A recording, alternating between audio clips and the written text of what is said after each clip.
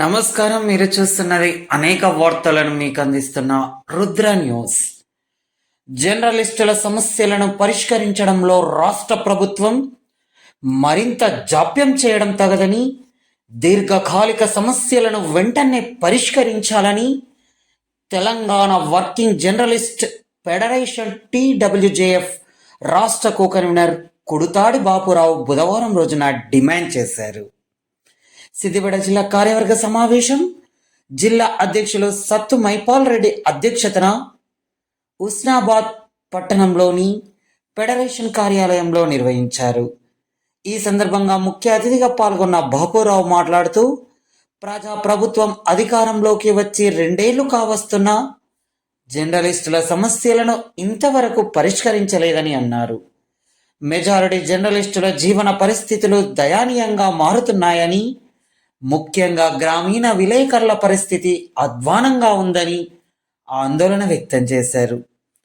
గత ప్రభుత్వం 10 ఏళ్లు జర్నలిస్టుల సమస్యలను పరిష్కరించకుండా ద్రోహం చేసిందని, ఇప్పుడు కాంగ్రెస్ ప్రభుత్వం కూడా జర్నలిస్టుల సమస్యలను పరిష్కరించకుండా కాలయాపన చేస్తుందని అన్నారు. తెలంగాణ రాష్ట్రం వచ్చిన తర్వాత జర్నలిస్టులకు ఒరిగింది ఏమీ లేదని అన్నారు. RNI ఉన్న పత్రికలలో పనిచేస్తున్న జర్నలిస్టులకు అక్రెడిటేషన్లు ఇవ్వాలని, పాత జీవో ప్రకారంగా అక్రెడిటేషన్ కార్డులు అందించాలని అన్నారు. హెల్త్ కార్డులు వెంటనే జారీ చేయాలని డిమాండ్ చేశారు. అదేవిధంగా అర్హులైన జర్నలిస్టులందరికీ ఇళ్ల స్థలాలు ఇవ్వాలని అన్నారు. అనంతరం ఫెడరేషన్లో నూతనంగా చేరిన సభ్యులకు రాష్ట్ర కో-కన్వీనర్ బాపురావు సభ్యత్వాన్ని అందజేశారు. ఈ కార్యక్రమంలో TWJF సిద్దిపేట జిల్లా అధ్యక్షులు సత్తు మైపాల్ రెడ్డి, మహమ్మద్ కుదరత్ ఆలీ, జాతీయ కౌన్సిల్ సభ్యులు వరయోగుల మురళీధర్ స్వామి, సభ్యులు తదితరులు పాల్గొన్నారు. జర్నలిస్టులారా, జనావళి హితులారా, జర్నలిస్టులారా, జనావళి హితులారా, అందుకోండి మా వందనాభినందన మందారమాల. జర్నలిస్టులారా, జనావళి హితులారా,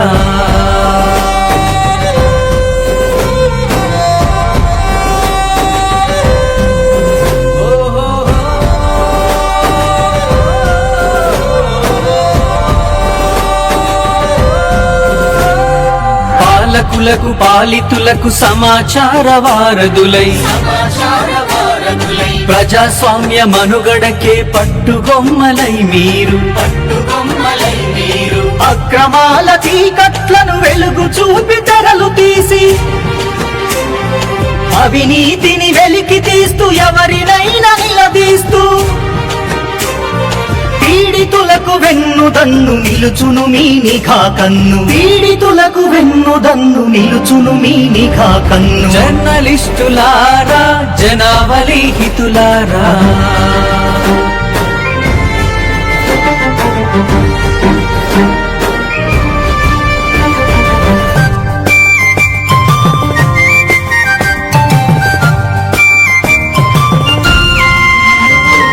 భారతావనిని కరోనా భయభ్రాంతుల చేస్తుంటే, పల్లె పట్నం అనకుండా ప్రజలను పీడిస్తుంటే, రాత్రనక పగలనక రాట్నము వలె తిరుగుతారు. మరణాలను చూస్తున్న తెరపన్నది లేకుండా ప్రతి చోటుకు వెళతారు, పరిస్థితిని వివరిస్తారు. ప్రతి చోటుకు వెళతారు, పరిస్థితిని వివరిస్తారు. మన మిత్రులందరూ ఈరోజు మనం సమావేశం ఏర్పాటు చేసుకోవడం జరుగుతుంది. ఈ సమావేశానికి ముఖ్య అతిథిగా విచ్చేసిన రాష్ట్ర కో-కన్వీనర్ బాపురావు గారిని వేదిక మీదకి రావాల్సిందిగా కోరుతున్నాం.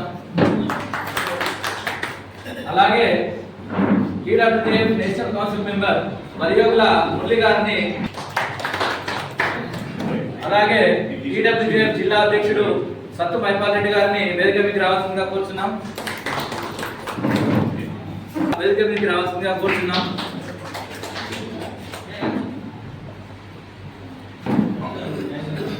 ఇప్పుడు ఇక్కడికి వచ్చినందుకు మీ అందరికీ గారికి ప్రత్యేకంగా రాష్ట్రంలోనే అతిపెద్ద యూనియన్గా పీడబ్ల్యూజే ఇప్పటికే ఉంది. ముందు ముందు కూడా అతిపెద్ద యూనియన్గా ఆవిర్భవించబోతుంది.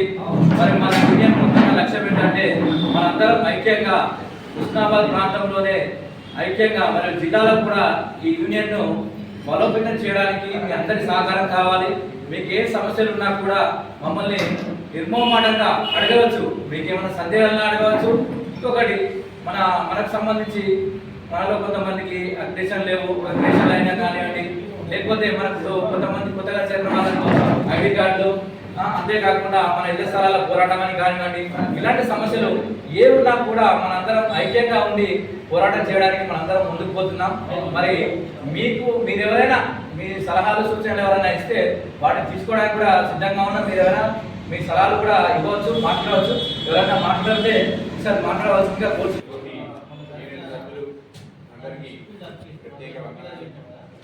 ఈరోజు సమావేశం ఏర్పడుతున్నామంటే ఇంత మంచిని చాలా సంతోషంగా ఉంది. రేపు మనకి అడ్మిషన్ టైం ఉంది కాబట్టి ప్రభుత్వం కొన్ని అడ్మిషన్లు పెంచింది. కొన్ని పత్రికలను కొన్ని పనులు తీసుకొని కొన్ని పనులు తీసుకొని అడ్మిషన్లో పనిచేస్తుంది కాబట్టి దానికోసం మాట్లాడడానికి సమావేశం ఏర్పాటు చేశారు. దాన్ని కూడా ఇక్కడ నుంచి కూడా మన ఈ నుంచి కూడా కమిటీ ఉండడం అడుగుతుంది కాబట్టి అడ్మిషన్లకు మనం కూడా మన దగ్గర నుంచి ఒక మెంబర్ను మనం సూచించుకొని మనం దాన్ని కొంచెం ముందు నడిపించే ప్రయత్నం చేయాలని నేను అందరికీ వచ్చిన మిత్రులందరికీ మళ్ళీ ఒకసారి నమస్కారం చెప్తున్నాను. ఎందుకంటే ఇంతమందిని చూసిన తర్వాత చాలా ఆనందం వేసింది. టీడబ్ల్యూజే కింద ఇంతమంది మిత్రులు ఒకే కుటుంబం కింద రావడం అనేది చాలా ఆనందంగా ఉంది. మనం ఈ టీడబ్ల్యూజేకు మన సీనియర్లైన మైపాలన్న కానీ వీళ్ళందరి ఆధ్వర్యంలో మనం కొంచెం అభివృద్ధి చేసుకుందామని చెప్తున్నాను. ఈ అవకాశం ఇచ్చినందుకు వేదికను అలంకరించిన రాష్ట్ర వర్గం సభ్యులు, తర్వాత జిల్లా అధ్యక్షులు గారికి, తర్వాత నా సహోదరులు, నా తోటి పార్టీ మిత్రులకు నా యొక్క నమస్కారాలు. ఈ జర్నలిస్ట్ యూనియన్ అనేది చాలా సంవత్సరాల నుంచి అన్ని యూనియన్లలో ప్రతి ఒక్క సభ్యుడు పాల్గొన్న అనుభవం ఉన్న వాళ్ళే ఉన్నారు. ఇక్కడ లేని వాళ్ళు ఎవరు లేరు. కాకపోతే పాల్గొన్న తర్వాత ఏ యూనియన్ ఎంతవరకు వర్క్ చేసింది అనేది చూసుకుంటూ ఇక ముందు వేరే యూనియన్లో జరిగిన అంశాలు కానీ జరగకుండా ప్రతి ఒక్క మిత్రునికి మంచి చేకూర్చే విధంగా, అంటే ఏ విధమైనా సరే ఒక లాభదాయకంగా ఉండే విధంగా యూనియన్ను ముంగటి తీసుకుపోవాలన్నది నా యొక్క కోరిక. ఇంకోటి, ఒక జర్నలిజం అనేది కత్తి మీద సాగు లాంటిది ఈ రోజులో. ఎందుకంటే యాజమాన్యాలు పీక్కు తింటుంటుంది ఒక దిక్కు, ఇంటి సమస్యలు మన ఒక దిక్కు, మళ్ళా ఏదైతే మనము మార్కెట్లో ఉన్నామో అందరిని అధిగమించి మనము ముంగటికి వెళ్ళవలసిన అవసరం ఉంది. మెయిన్ ఆర్థిక సమస్యలు ఎన్నో కొట్టుబిట్టాడుతుంటాయి. 100 రూపాయలు పెట్రోల్కో, 200 పెట్రోల్కో, అసలు అన్నీ అందరూ ఆ స్థాయి నుంచి చేసుకుంటా నిలదొక్కుని మళ్ళా ఇది ఒక జర్నలిజం చేసుకుంటూనే, అంటే ఒక బారి వచ్చిన ఇది వ్యసనం, తెలుసో తెలియక జర్నలిజంలో వచ్చినాక అదొక వ్యసనం తయారైంది. ఎందుకు వ్యసనం అంటే ఒక బారి దిగినాక బురద అనేది పోదామని చూసుకున్నా కూడా మనకి ఎక్కడో కొన్ని రోజులు ఆగినాక ఎక్కడో ఒక దగ్గర అవమానం జరగగానే మళ్ళీ కంబ్యాక్ వచ్చేస్తాం. ఎందు గురించి అంటే అరే ఆ రోజు నాకు ఒక జర్నలిజం పేరు, ఒక జర్నలిస్ట్ అని పేరు ఉన్నప్పుడు ఒక వ్యక్తి దగ్గర నాకు పని అయింది, ఆ రోజు రాలేదని చెప్పి మళ్ళీ కంబ్యాక్ వచ్చినప్పుడు చాలామంది ఉంటారు. అయితే మెయిన్గా ముఖ్యంగా ఏంటంటే ఇది అందరికీ తెలిసిన విషయాలే. కాకపోతే మనకు ముఖ్య భూమిక అయిన పోషించుల జర్నలిజం ఏంటంటే మన పిల్లల చదువుల గురించి, ఇప్పుడు ఏ సంఘమైనా సరే, ఏ మనం చేసే పేపర్ పత్రిక అయినా సరే, ఎలక్ట్రానిక్ మీడియా, వాళ్ళు మీ పిల్లల గురించి ఇంత కన్స్ట్రక్షన్ వస్తుంది, మీరు ఓరి మేము లెటర్ ఇస్తామని చెప్పారు. ఒక యూనియన్కు సంబంధించిన వాళ్ళు మనం కొట్లాడైనా సరే, ఇప్పుడు మన పిల్లలకు ఒక ఎడ్యుకేషన్ ఇస్తుంది, ఏడాది తీసుకున్నా కూడా 50,000 60,000 రూపాయల ఫీజులు, అందులో మనకు 50% మనకు ఎడ్యుకేషన్ పనులు మనకు తగ్గుతాయి. అది మనం యూజ్ చేసుకోవాలి. కానీ మన పిల్లలకి యూజ్ చేయడం కాదు. ఒక పాత్రికేయుడి యొక్క లక్షణం ఏంటంటే తన ఊర్లో ఉన్న పేద పిల్లలకు ఏ కోడ్ అయినా సరే ఒక ప్రైవేట్ యాజమాన్యంలో 25% బ్యాక్వర్డ్ క్లాసెస్కి వాళ్ళు ఇచ్చేస్తారు. అది ఏ స్కూల్ కానీ ఏ యాజమాన్యాలు కానీ వాళ్ళు దాన్ని అర్థం చేసుకున్నా కూడా వాళ్ళకు బట్టి పట్టినట్టు ఉంటుంది. అయితే నేను అనేది ఏంటంటే మన పిల్లల గురించి మనం రాయితీలు తీసుకోకుండా కాకుండా ప్రతి ఊరికి ప్రతి విలేజ్కి ఉన్న మన పార్టీకే మిత్రులు వాళ్ళ వల్ల ఉన్న ఏవైతే బ్యాక్వర్డ్ క్లాసెస్ కొంచెం చేయుతనిచ్చి మీ బాధ్యతగా ఆ స్కూల్ యజమానులతో మాట్లాడితే అప్పుడు ప్రతి ఒక్క తల్లిదండ్రి కూడా మన మిత్రుల మీద కానీ మన రిపోర్టర్స్ మీద కానీ ఒక బాధ్యత అనేది పెరిగేది. ఎందుకంటే ఎడ్యుకేషన్ అనేది స్టూడెంట్ మస్ట్. ఇలా మన పిల్లలు కానీ ఎవరైనా సరే ఒక రేపు నాణ్యమైన చదువు నాణ్యమైన విద్య నడుస్తుంది అనేది. తర్వాత ఇంకొకటి హాస్పిటల్లో కూడా మన పాత్రికేయ మిత్రులు ₹1,00,000 బిల్ అయిందంటే మనం వాళ్ళకు ఒక కన్సిడర్ చేయొచ్చు, వాళ్ళతో మాట్లాడవచ్చు యజమాని. ఎందుకంటే ఆ హక్కు మన ఒక జర్నలిజంలో మాత్రమే మాట్లాడేదాము, ప్రశ్నించేదాము. కాబట్టి ఇలాంటి వ్యవహారాల్లో మనం చూసుకోవాలి. ఫర్దర్గా చాలా మంది జర్నలిస్టులు ఉన్నారు, కొందరికి అగ్రెషన్స్ ఉన్నాయి, అగ్రెషన్ లేవు, కొందరు సీనియర్ ఉన్నారు, జూనియర్ ఉన్నారు. ఇళ్ళ సమస్యలు అంటే ఒక్కొక్క గవర్నమెంట్ ఫండమెంటల్ ఒక్కొక్క తీర్పు ఉన్నది కాబట్టి కొంతమందికి ఇచ్చారు.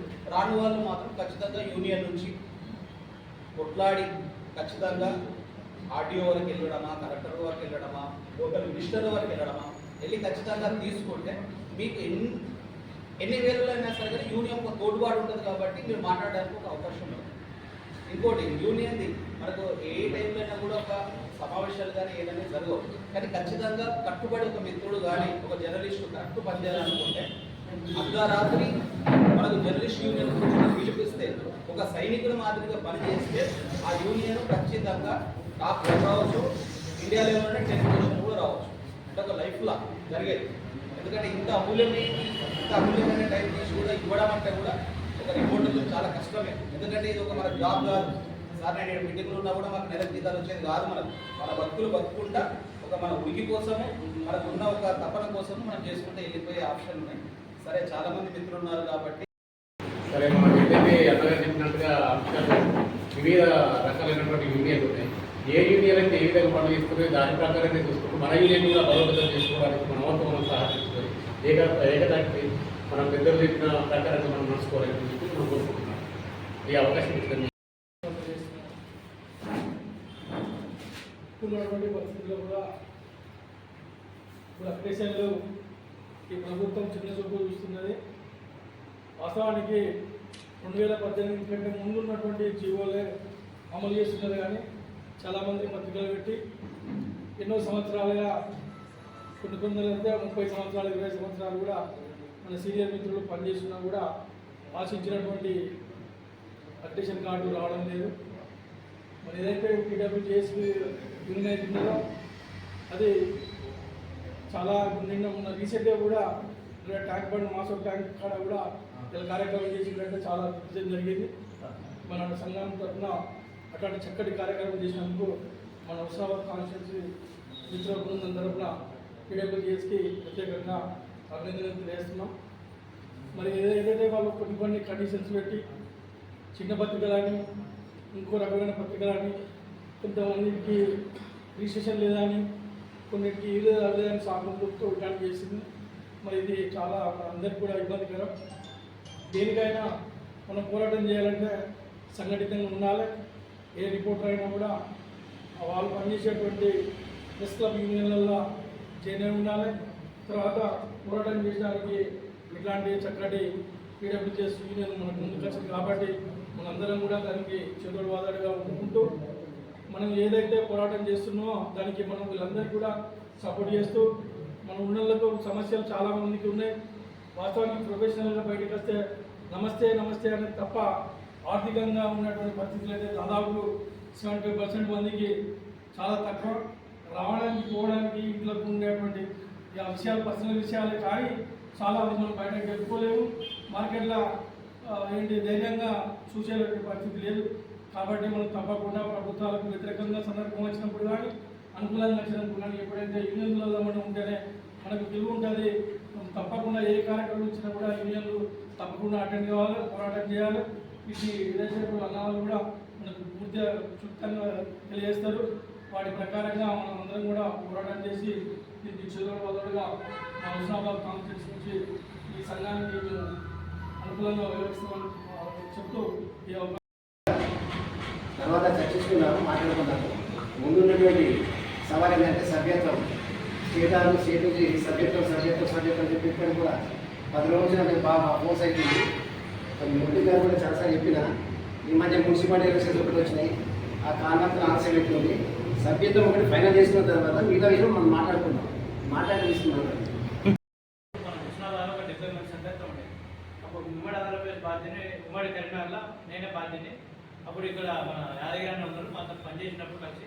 ప్లస్ ఇక్కడ పెద్దరవి, జాలి శ్రీనివాసు ఇదంతా మన టీంనే ఉంది. చాలా మంది ఎలక్ట్రానిక్ టోటల్ వచ్చేసి మన ఫెడరేషన్ ఉండేది.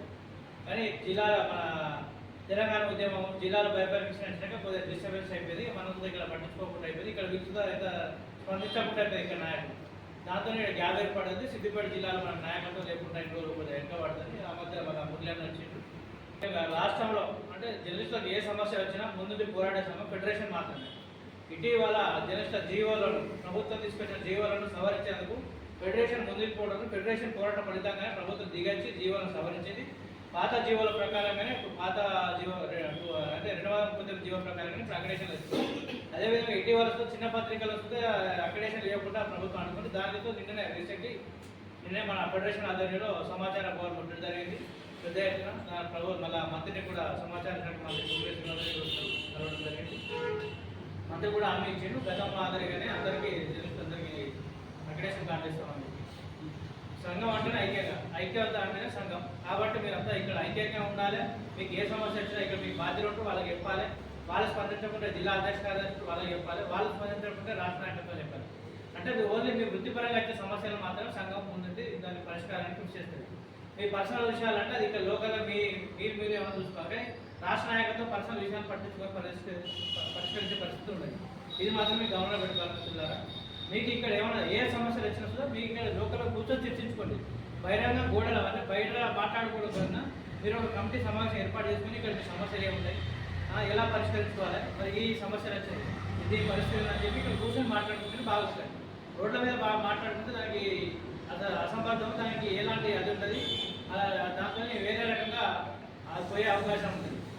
కాబట్టి మిత్రులారా, జర్నలిస్టుల పక్షాన పోరాట సంఘం ఏదైనా ఉందంటే ఫెడరేషన్ మాత్రమే. ఫెడరేషన్లో మీరు అందరూ చేరినందుకు మీ యొక్క ప్రత్యేక ధన్యవాదాలు తెలియజేస్తాం. మీ సమస్యలు ఇంకా ఏమన్నా సుతా మన వీళ్ళకి ఇక్కడ లోకల్గా ముళ్ళన్నప్పుడు లేకపోతే ఇక్కడ అన్న మైపాలు ఉన్నప్పుడు వాళ్ళ దృష్టికి తీసుకెళ్ళాలి. మీరు ప్రతి ఒక్కరు అంటే రిపోర్టర్ చేసే వాళ్ళే యూనియన్లో చేరండి. ఓకే, యూనియన్లో చేరి మేము కార్డు తీసుకుంటారనే మాత్రం కరెక్ట్ ఉంటుంది. పని చేసే వాళ్ళే యూనియన్లో చేరండి. అదే మిత్రులారా, ఇంకా మీకు ఏమైనా సమస్యలు ఉంటే మీరు చెప్పినా దానికి మేము నోట్ చేసుకొని దానికి పరిష్కారానికి ఏమైనా. అదేవిధంగా ఇప్పుడు అక్రిడేషన్ సమస్య ఉంది కాబట్టి ఇప్పుడు అక్రిడేషన్ ఉంటుంది. అక్రిడేషన్ వచ్చే పత్రికలు 412 అంటే అన్ని 4 తెలుగు, హిందీ, ఇంగ్లీష్, ఉర్దూ 412 పత్రికలకు మాత్రమే ప్రభుత్వం ఏది అక్రిడేషన్ ఇచ్చేందుకు అవకాశం కల్పించింది. ఇంకా కూడా మనం ఆరణ్య పత్రికలకు ఇవ్వాలని కూడా మనం ఫెడరేషన్ పక్షాన పోరాడుతున్నాం. దానిలో బాగా నిన్న ధర్నా చేయడం జరిగింది. ప్రభుత్వం సుద్ధా ఏది మంత్రి గారు కానీ ఐఎఫ్ఎల్ కమిషనర్ కానీ సానుకూలంగా స్పందించారు. అదే ఎంపీఆర్లు ఉన్నా లేకపోతే ఆర్ఎన్ఐ ఉన్న వాళ్ళకు అక్రిడేషన్ ఇచ్చేందుకు ప్రభుత్వం ఆలోచన చేస్తానని చెప్పింది. ఇదే మిత్రులారా, ఇంతటితో ఈ అవకాశం ఇచ్చిన